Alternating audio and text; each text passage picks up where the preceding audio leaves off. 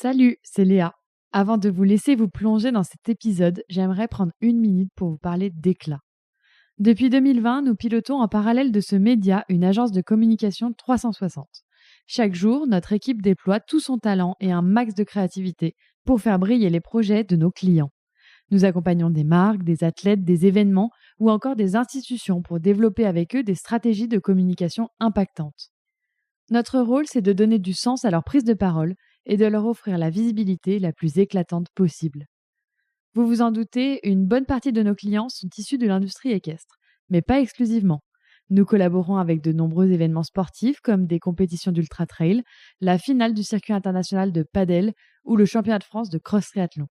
Mais aussi des restaurants, des commerces, des boutiques en ligne, des marques de prêt-à-porter. Bref, on s'éclate. Et on met dans tous ces projets autant de passion que dans Equestrian. C'est pas rien. Tout ça pour vous dire que si vous avez une idée, un projet, que vous cherchez une agence de communication pour vous accompagner, vous pouvez nous écrire à l'adresse hello@eclatagency.co.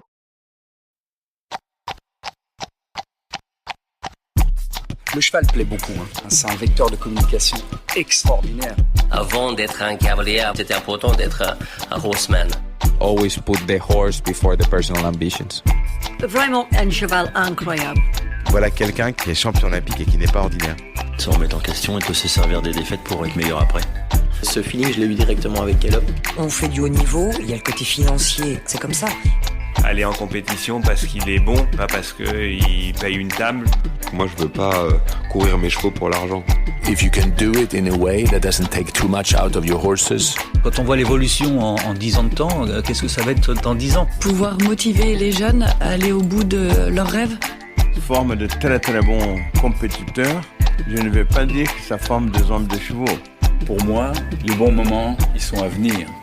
Aujourd'hui, réussir sa vie, c'est avoir la vie que l'on souhaite.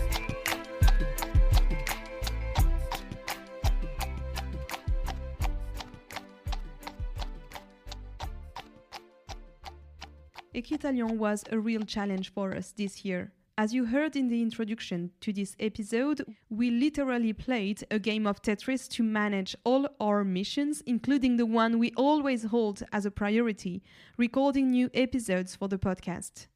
But it's not always easy, and often choices have to be made, and as you know, choosing also means giving up. We've recorded 6 episodes in total, and among this selection of guests, we really wanted to be able to offer you a new discussion with an international rider. But if we could only meet one this year, then here he is, the one we picked, Richard Vogel. We recorded this episode on Saturday evening in the press room. We took the time to wrap this 50-minute conversation up with the man who got the whole arena completely crazy in Geneva last year to the rhythm of an insane jump-off. But behind this performance, behind his selection for the Olympic Games at just 27 years of age, behind the phenomenal combination he forms with United Touch, lies the portrait of a great ambitious rider. Like Edouard Levy and Henrik von Eckermann, who have also been behind our microphone, Richard cut his teeth with Ludger Bierbaum. At the age of 21, he took the gamble of settling down and giving his ambition a chance. We meet him 6 years later. On this evening, he's ranked 10th in the world, still in doubt as to whether he will start in the top 10, just a couple of hours before his victory in the World Cup Grand Prix. Looks like we had a 6th dance this weekend.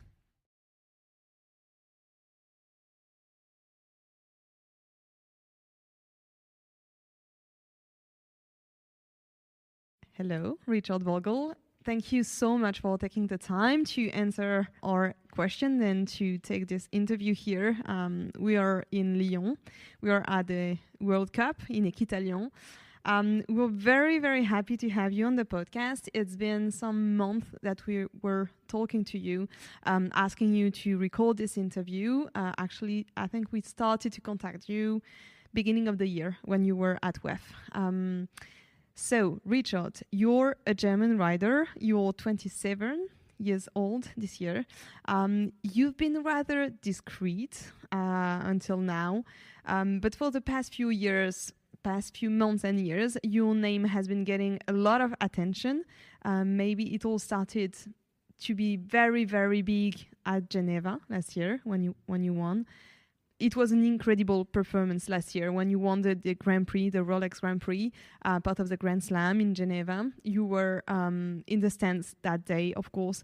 We started watching you galloping, jumping 1, 2, 3, and it was completely crazy. Like the public and all the people in the arena went completely crazy. And since that day, it's been like one conclusion: this horse and this couple are absolutely supersonic. We have seen you jump the warm-up also at the Olympics because we were there. It was insane. Like the way you jumped the warm-up was insane, and the rest of the classes, of course. What we want to know is, what's your story? How have you built this career? Where did you start? Where do you come from? What's your personal story? Can you start by telling us who you are and where do you come from? Yeah, thanks for having me at first here and for the nice introduction. Yeah, where do I come from? I was born in south of Germany in a small village called Binswangen. It's not an area that is very famous for riding, I must say. Normally the horse sport is more north of Germany.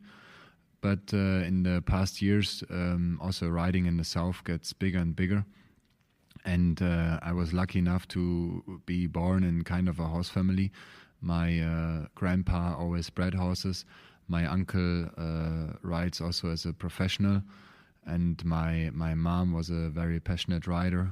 And yeah, so my mom's side of the family was very much into horses. My dad's side of the family, not at all. But yeah, the one part of the family, I had a lot of access to the horses, and they were always around, and I always liked to be around them, and that's how it all started. They were just there. I was very lucky, and I never experienced to live without horses. But at what age, what time did you start thinking that you might pursue a career into being a rider? So I started very little and did some small shows and so on. Obviously went to school, and then in the school holidays I always went with my uncle, Richard Vogel is his name, to Pfungstadt, to the old farm of Dietmar Gugler. And he worked for Sevil Sabancı, or still does work for Sevil Sabancı, a Turkish lady that he helps and trains her. And I was lucky to be able to go with him to see everything in my school holidays and to see how they work with the horses. And there I also got to know David Will, my business partner. So when I saw David and his colleagues, Laurens Buhl, for example, is one of them, a good friend of mine, it was very inspiring for me. I looked up to them, how they did it. They were able to do their passion, their hobby, as their job. So I thought that's something very amazing, and from that on it was in my head that I want to do the same, and it was a big goal to become a professional. And when I turned 17, I got very extreme about it, and I actually stopped school 1 year before I should have ended school, and started as a rider. Yeah, took my first job. And Richard, at 19, you were recruited by Ludger Bebom to join in stables. Can you tell us about your experience with the Kaiser and what you learned out of it? Do you think it was a major step in building your career? Yeah, exactly. So I took my first job with 17. Again, there I got very lucky in the stable. I got to stable from family Herbert, who became kind of my second family. So I had a very good 2 years there.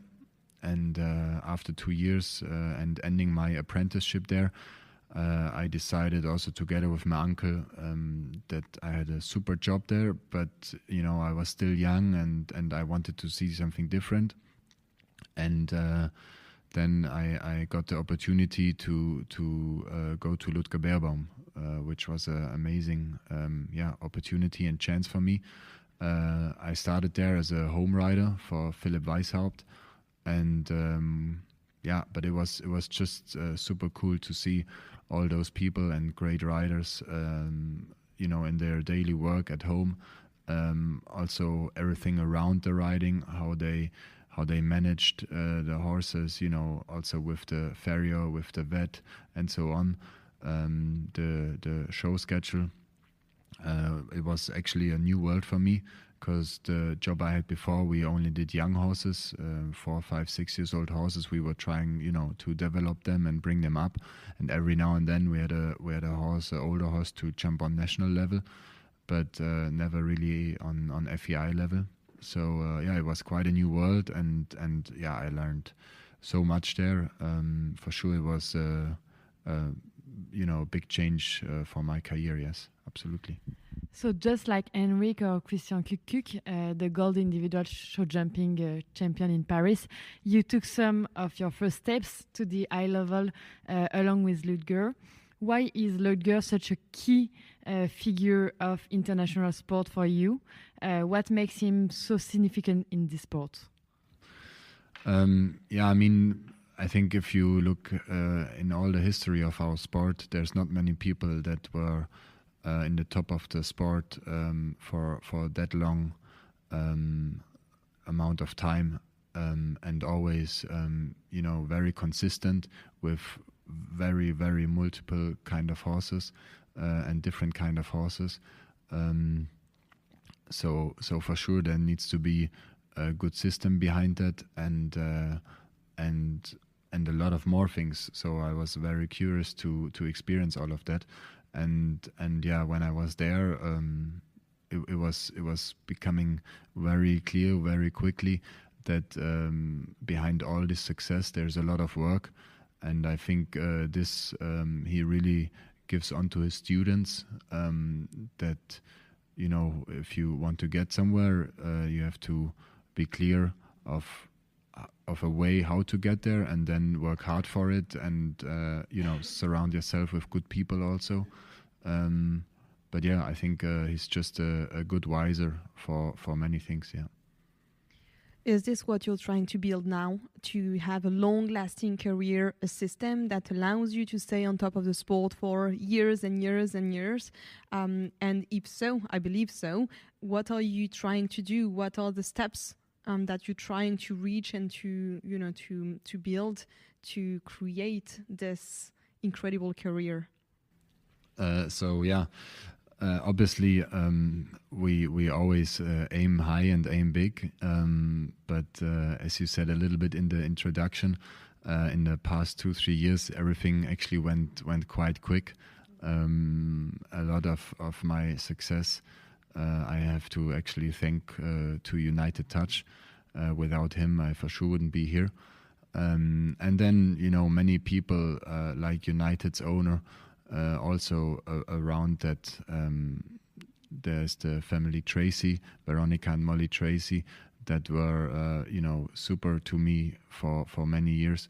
They owned horses for me. Veronica trained with us. Through her, I got access to America. We were in Mexico together. We were in the States together, in Florida.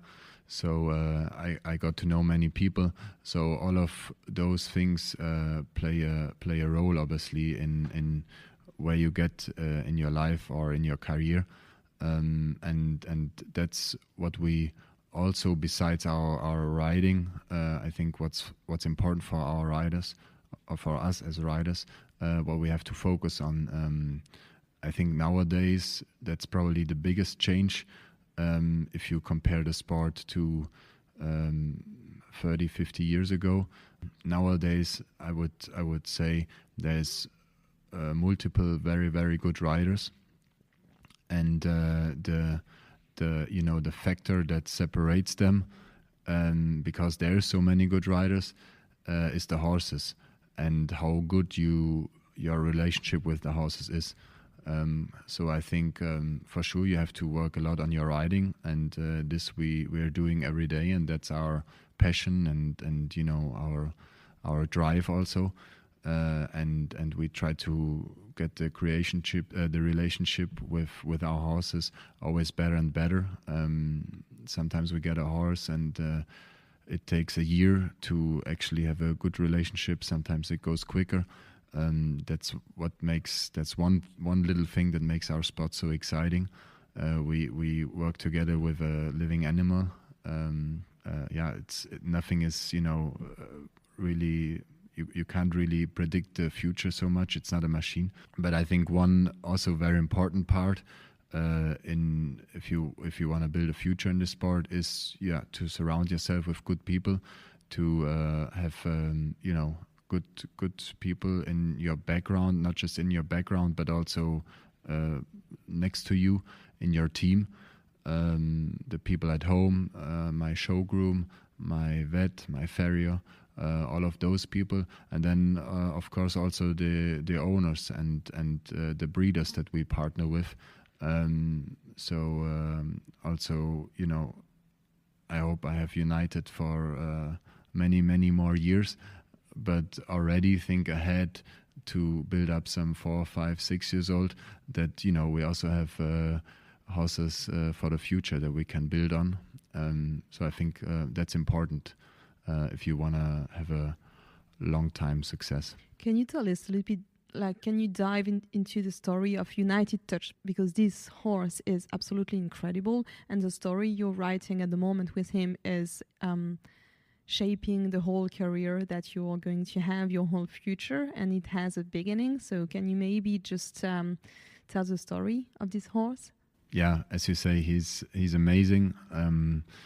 His first big outing, I would say, was as a 5-year-old. He got FI's German Young Horse Champion. That was already outstanding. A lot of people had their attention on him there already. Were you already riding him? No. Okay. After he was with Hendrik Dove at the time, United's breeder, Julius Peter Sinak, and his owner also. He always has horses with Henrik Dove. They have a long time relationship. Always Henrik, builds up the young horses for him quite successfully. Many good horses that came out of Julius' breeding. And I think what's also very spectacular is Julius, he bred not just United's dam himself, but also United's sire himself. So it's not just that he bred this horse himself, but he also bred the dam and the sire, mom and dad of United. So I think that's something that probably doesn't exist another time in this world, for sure not for such a good horse, such a special horse. But yeah, anyways, Henrik was riding him there, Henrik Dove, and it was outstanding already. You could really see his potential. And then the horse went to Willem Greve. He had him as a 6 and 7 years old, and built him up, did some young horse classes, did a very good job with him, got him a bit more mature. He kind of became an adult United, and from Willem Greve he went to Bart Bless, who actually took him to the first bigger shows. He jumped with United already, or United jumped with Bart already in Rome and in Aachen and on shows like this. So when I got him, he was already kind of familiar with those arenas.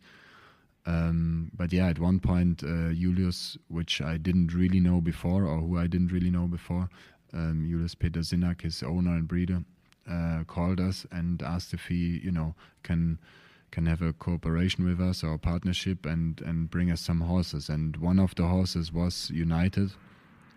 And yeah, we were obviously very glad and happy to get him into our stable. And I have to say, actually, in the beginning, Julius thought his dream match would have actually been United with Sophie, my girlfriend, Sophie Hinners. So actually he was on her list at first, But very quickly, actually, we saw in the first few days already that he's too much horse for her, and it's going to be difficult for her to, get the relationship that luckily I was able to get with him now. And so after a couple of days, we spoke again, and we said, I think it makes more sense if I try to ride him, and if I try to get a bond with him. And then I can still think of my first time jumping him. It was outstanding. I had an unbelievable feeling. I never experienced a horse with that much scope and that much power. For sure, everything wasn't perfect yet, but just the abilities he has to feel that the first time was something mind blowing. And I remember I rode back into the stable and I said to Felicia, my groom, I said, when I'm not there, because obviously David and me and Sophie, we work very tight together, so sometimes when I'm at the show or something, David would help and flat or ride a horse for me or jump it, whatever. But I said to her, when I'm not there, you can ride him or you longe him, but David should not sit on the horse, because I thought if he realizes how a good horse he is, then he wants to have him. So we try to keep it a little bit secret the first week how good he is, and then I must say from the first shows on it went pretty good for sure. Not only perfect rounds, but the first show we did was the Bundeschampionat in Warendorf, where he got second in the young horse final for the 5 years old. So we went back to the same show when he was 9 and jumped the Grand Prix for older horses there, a 2-star Grand Prix on national level though. But he could win that Grand Prix. So actually from the first show on, it was going very well. When he won the World Cup at the Stuttgart German Meisters in 2022, Michel Robert, our French maestro, says that he has rarely seen a horse of his stature. He said that he was the new Shutterfly. Do you feel lucky to have this horse in your stable? Yeah, absolutely. Lucky is not even enough to describe it. As I said, potential he has and abilities is truly outstanding.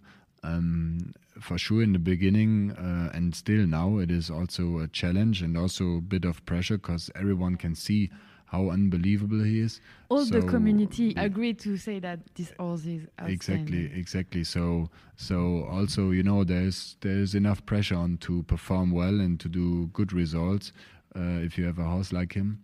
But yeah, I'm also I must say very proud how quick and where we got to, because in the beginning, even when we won that National Grand Prix, there were still a lot of people, also good friends of us, that were doubting it a little bit and said, with such a big stride, if the courses get really technical or the time allowed gets short, that's true. You will not make the time allowed, or you will, if the combinations are short indoors or something, it'll be too short for him. He won't be able to shorten the stride in the doubles that much.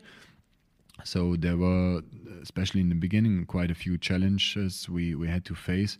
But that also just shows that he's not just very scopy and has a super big stride, but also a great attitude to work with, and he really wants to improve, and he had to improve a lot his canter and his body, which only was possible because he wants to do it always good. He wants to do the sport. He's very motivated for that, and he wants to improve. He's always willing to work.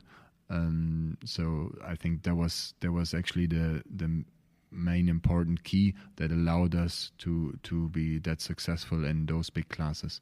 Have you been working with someone for the flat work part, for the dressage part? Not someone like very frequently. Every now and then, I try to get tips from people.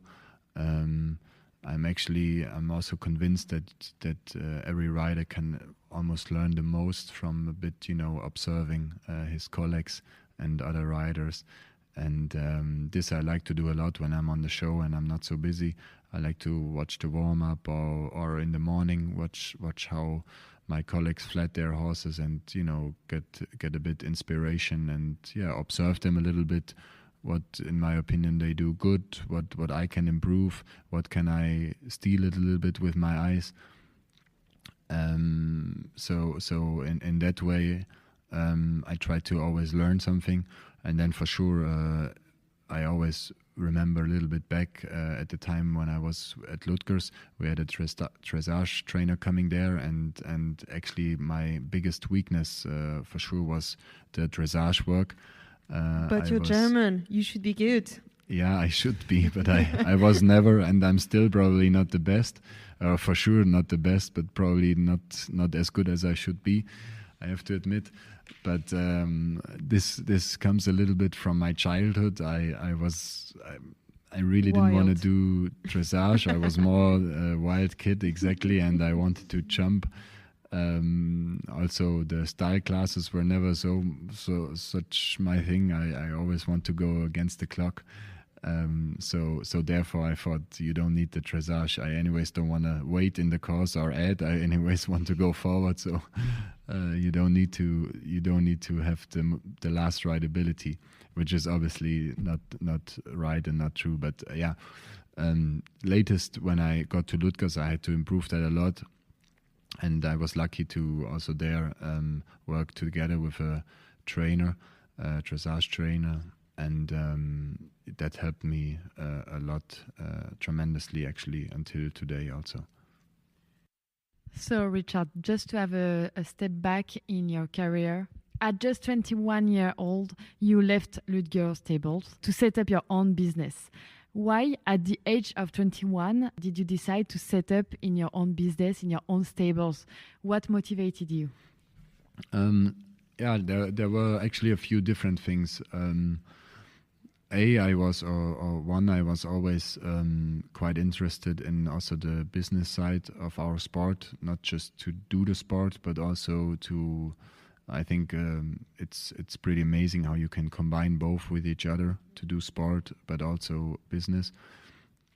I was very interested in that always, and from early age on, I always liked to travel around and try horses and buy some horses and develop them, make them better. And then I always find it also very exciting to find the right match for that horse, to find the right rider that matches with the horse, and then follow obviously the horse with the new rider. That's something I always like to do. But in Ludgers, my job was only to ride, so I had nothing to do with that part really. So I missed it a little bit there, and then also when I was at Ludgers, I learned a lot of things, and it was brilliant. 2 years, and I have to say I never got. It's not that I started there as a show rider or that they offered me some crazy opportunities or like coming into it. But for the job I took, I started as a home rider. Time I was there, I got great opportunities, and I was allowed to show, and started with national shows and jumped then up to 2 and 3 star level. I did the U25 class, and it's in Aachen. That was all some super experiences. But then I had a few conversations with Ludger because I'm not the most patient person. And I said, Ludger, what do you think realistically? Is there, in your stable, is there a chance for me to grow bigger in the sport? And if yes, what do you think, how many years does that take? And he said, I think there is the chance. But right now we have Philipp Weishaupt, Christian Kuckuck, and he himself did the sport also more active at the time.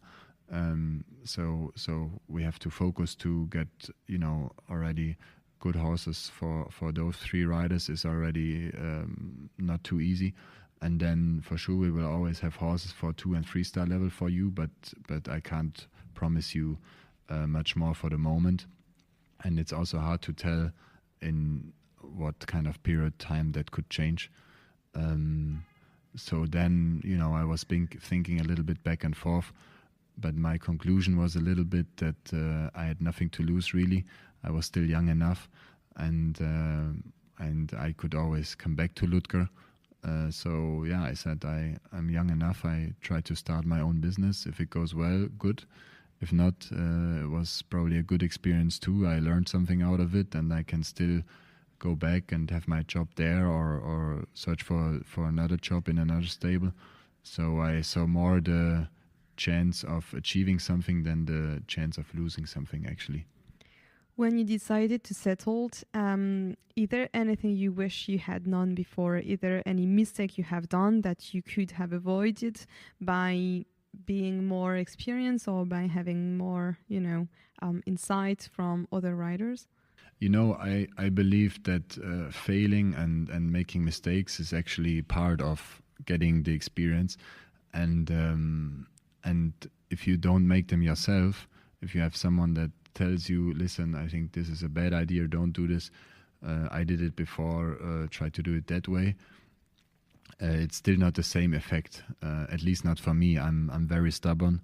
So when I left school 1 year too early, everyone told me, listen, don't do this, and they were all right. I don't want to sit here and say they were wrong, because so far I didn't need to have a better graduation in school or anything. Maybe that still changes at one point, but so far I didn't miss out that I was not 1 year longer in school. So far it went okay for me, but so they were all right, but I was convinced that this is what I want to do and what I have to do. So I just did it.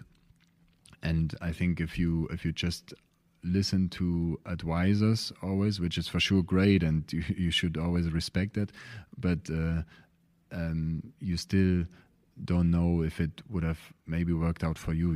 If I would have listened to that and I stayed one more year, probably everything would have gone a bit a different direction.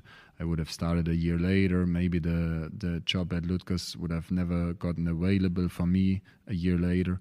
Who knows how everything would have went, but then you would always think back and think, maybe I should have started to try to be a professional a little bit earlier, and you have more regrets, I would say, and think back.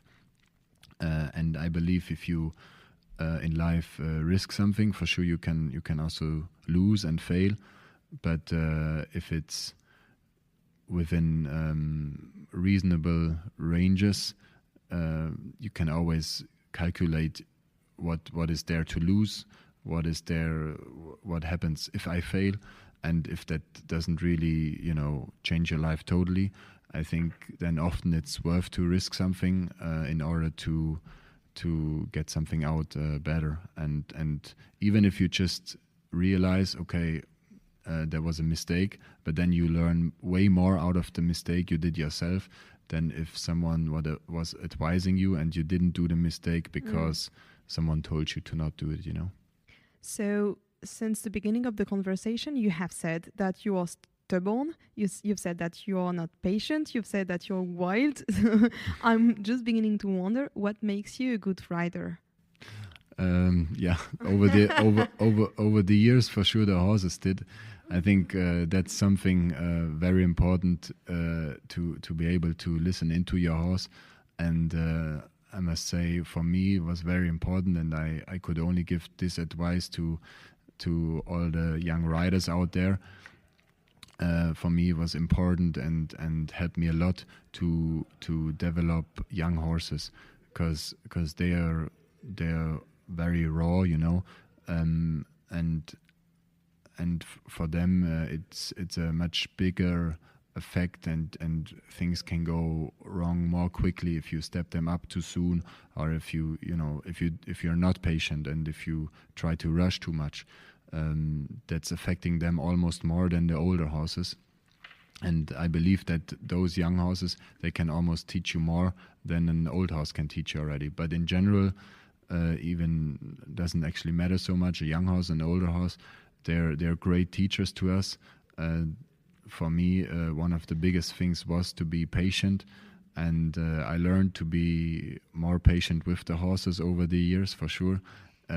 In life outside of horses, I'm still not the most patient person.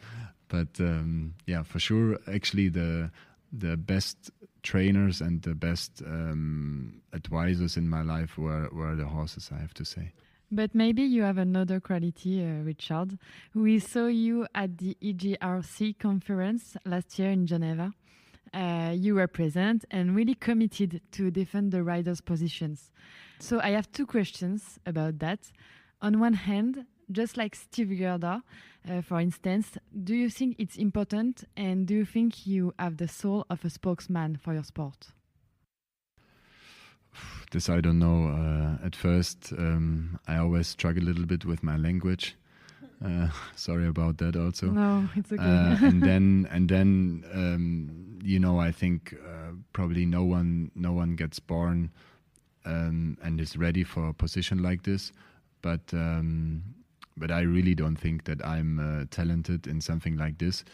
Maybe it develops over a couple of years, but I would highly doubt that actually.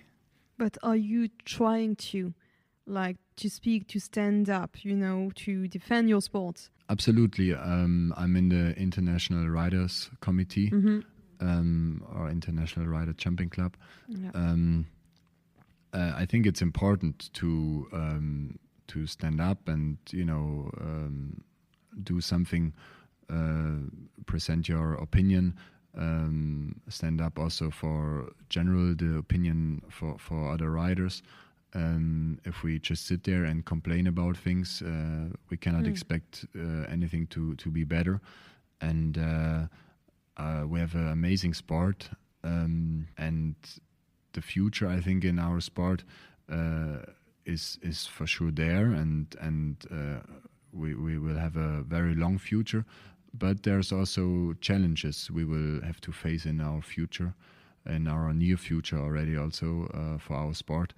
And those challenges, have to be faced from someone. If we all just sit there and think, someone else can do that, as I said, we're not allowed to complain if in a few years our sport changed tremendously. So or disappear from the Olympics. Or something like this, exactly. That would obviously be worst case scenario, or not something very bad. But all those scenarios are not very, very unrealistic and things we have to face. So we have to stand up and promote our sport and show the people out there how amazing it actually is, and also I think it's very important for people that are not horse people to understand how much our horses love to do the sport, and that we also take away from them if we go anything backwards kind of in the sport, or go in a different direction. There's one specific topic that was discussed last year at the conference. This is the fact that about the ranking points, and that is absolutely important for riders to be qualified for Grand Prix, for competition, for championships. When you ride the Nations Cup or when you ride a Global Champions Tour, you're getting the same amount of points, and riders will be either confirming this system or defending the fact that if you ride for your country, if you ride Nations Cup, it should be able to give you more points. What do you think about this decreasing interest from riders into the Nations Cup, and what do you think should be done to help get the Nations Cup back to shining and to being very interesting and to be attractive? I'm a big fan of Nations Cups and of championships, obviously too. I think those types of shows and classes, they have a huge history in our sport, and I think it should always be a goal to keep those classes very, very high and very important in our sport too. I think it's a very complicated topic, and for sure we could talk hours about it and discuss about it, because there's also a few different views and points to see it. But to make Nations Cups interesting and important, there's a few tools you can use, obviously. I think no one really disagrees that it's a very traditional format, and whether you have 4 people, 3 people, I mean, also that the format maybe can have a revolution. All of this can be discussed, but that the Nations Cup should always be a very important class in our sport. I think no one can doubt that or wants to doubt that. You know, you should always also compare the level of a Nations Cup to other classes. And let's say you want to compare it straight to the global tour, then you have to put the level in comparison and then adopt the level of points you want to give for Nations Cups. Richard, we are in Lyon at the World Cup in November, and this summer you participate to your first Olympic Games in Paris. After that, you won the Nation Cup final in Barcelona. A few weeks after all this championship, all this performance, how are you? What is your feeling? I'm good. We feel good. Paris, I must say, was an amazing experience, but we weren't happy with our performance. Especially, I wasn't happy with my performance. United actually was in very good shape and jumped very good, but a few things that I did not do precise enough and well enough.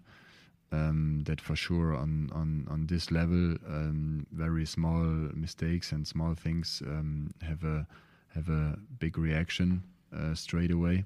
But we have to accept that. And as I said earlier on, I'm a big believer that mistakes, doing mistakes and also failures are part of the process, part of getting the experience, and actually probably the most important part of improving and getting better.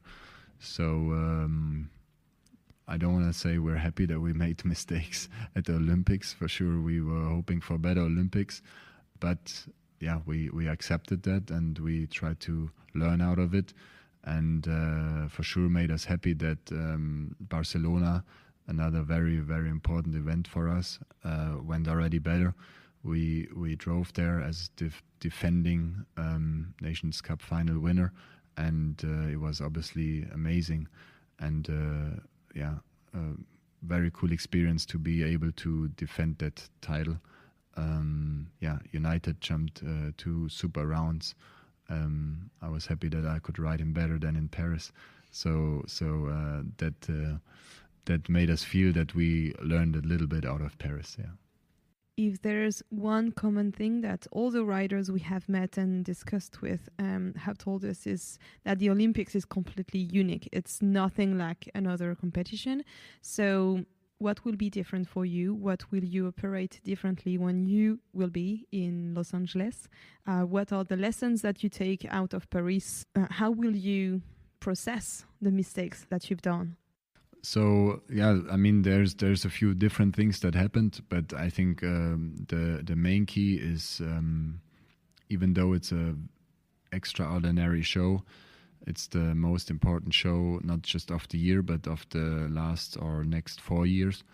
But still, you have to kind of prepare as if it's one of many other shows that you go to and you want to do well, because I think the reason why we got selected for Paris is because we did well up front, and we did well in the selections and in the Nations Cup ahead towards Paris on the road there.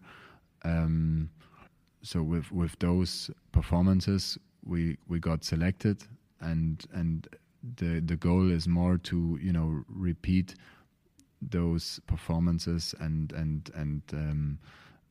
do the preparation similar to the preparations you do to qualify for Paris and to get selected, and not try to change too much ahead of Paris.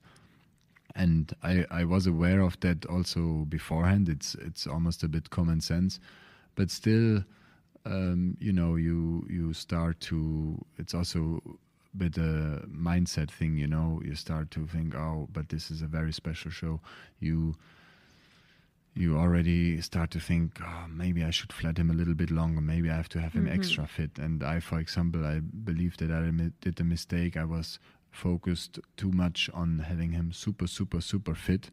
And actually he wasn't maybe at 100% because I almost did too much. And afterwards, even until this point here, when we arrived here, he was way too fresh actually.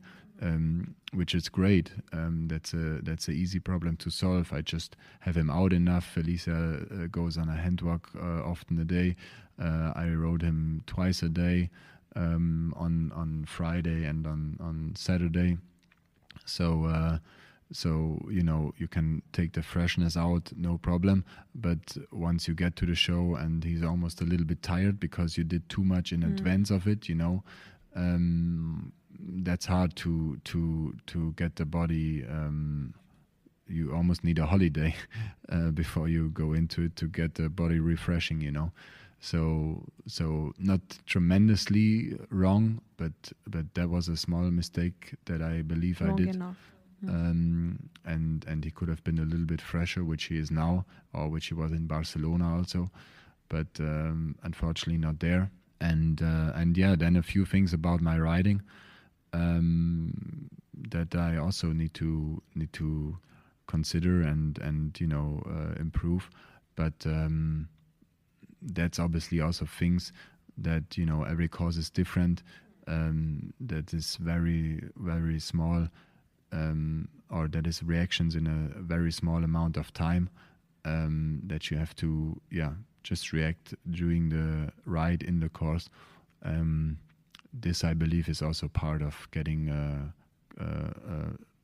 experience that you can rely on, and then more experience you have, then more you can, find the right reaction and the right answer to whatever challenges you during the course quicker, I believe.